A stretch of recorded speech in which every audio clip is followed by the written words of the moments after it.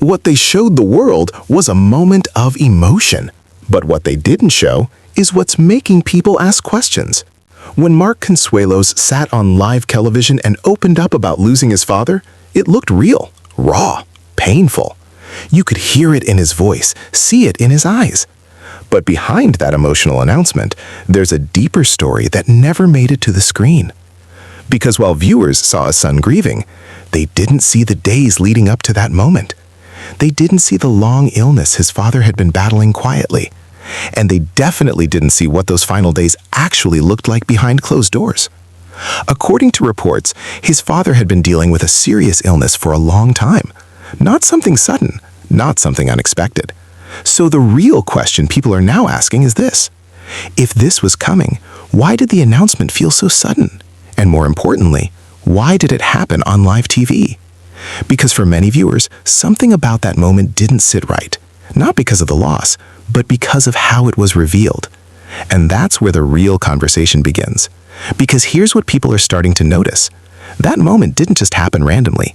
It happened on one of the most watched daytime shows in America, Live with Kelly and Mark. And right beside him was his wife, Kelly Ripa. Everything felt calm, controlled, almost prepared. Now, that doesn't mean the emotion wasn't real, but in today's world, viewers are more observant than ever. They notice timing, they notice tone, they notice when something feels too perfectly placed. Because think about it, this wasn't just a private family announcement, this was broadcast to millions of people. And that raises a deeper question.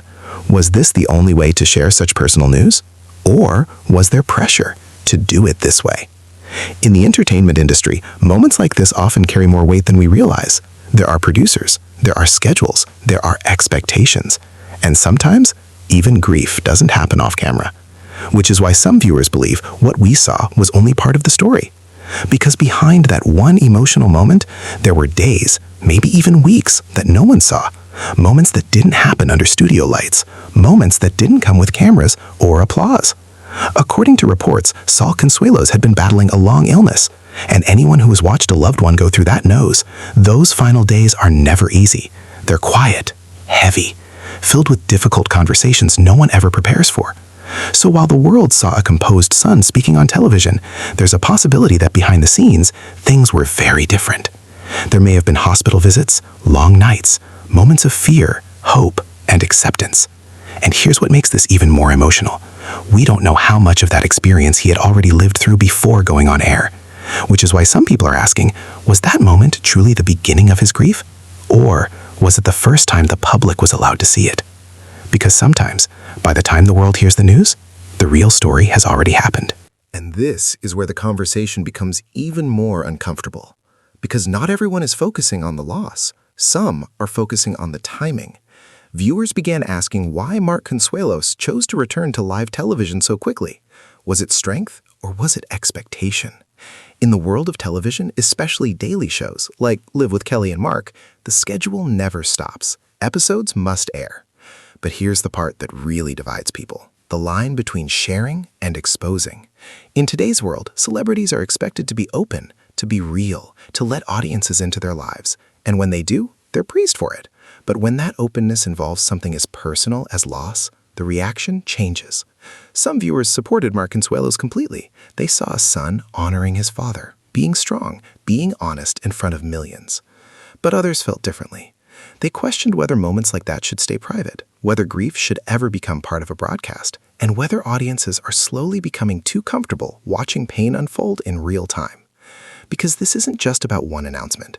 It's about a bigger shift in how we consume emotion, where the most personal moments are no longer kept behind closed doors, but shared instantly with the world. And once it's out there, it can't be taken back, which is why this moment continues to spark debate.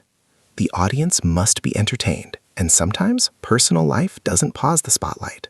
That's why some critics believe there may have been pressure behind the scenes. Not direct pressure, but the kind that comes with responsibility, with contracts, with millions of viewers expecting you to show up.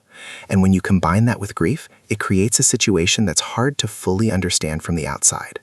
Because what looks like a choice might not always feel like one, and what looks like strength on camera could be something completely different off camera. And in the end, That's what makes this story so powerful and so uncomfortable.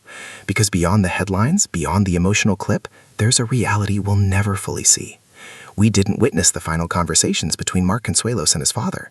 We didn't see the quiet goodbyes, the moments that truly define loss. All we saw was the version shared with the world. And maybe that's the point, because in today's media-driven culture, even grief has an audience, even pain has a platform. But that doesn't mean we're seeing the full truth. It just means we're seeing what's chosen to be shown. So while some will continue to question the timing, and others will defend the courage it took to speak out, one thing remains clear. There's always more to the story than what we see on screen. And sometimes, the most important moments are the ones that were never shown at all. And when you really sit back and think about everything, it makes you realize something deeper. We live in a time where we see everything, but understand very little. A short clip, a few emotional words, a moment shared on television, and suddenly millions of people feel like they know the full story. But the truth is, we don't. We only see what's allowed to be seen. We only hear what's chosen to be said. And in situations like this, where real loss is involved, that difference matters. Because behind every public announcement, there's a private reality that no camera can truly capture. So before we judge, before we question motives, before we turn someone's grief into a debate, it's important to remember that this was a real family dealing with a real loss, a son losing his father. Not a storyline, not a performance, just life happening in the middle of the spotlight. At the same time, it's also okay to ask questions, to think critically about how moments like this are shared, because the line between connection and exposure is becoming thinner every day, and conversations like this help us understand where that line should be. So now I want to hear from you. Do you think moments like this should stay private, or do you believe sharing them helps people connect and heal? Drop your thoughts in the comments below. And if you enjoy content that goes beyond the surface, stories that make you think, stories that reveal what others don't say, then make sure you subscribe. Because here, we don't just watch the story, we question it. This is where the unseen becomes the conversation. And I'll see you in the next one.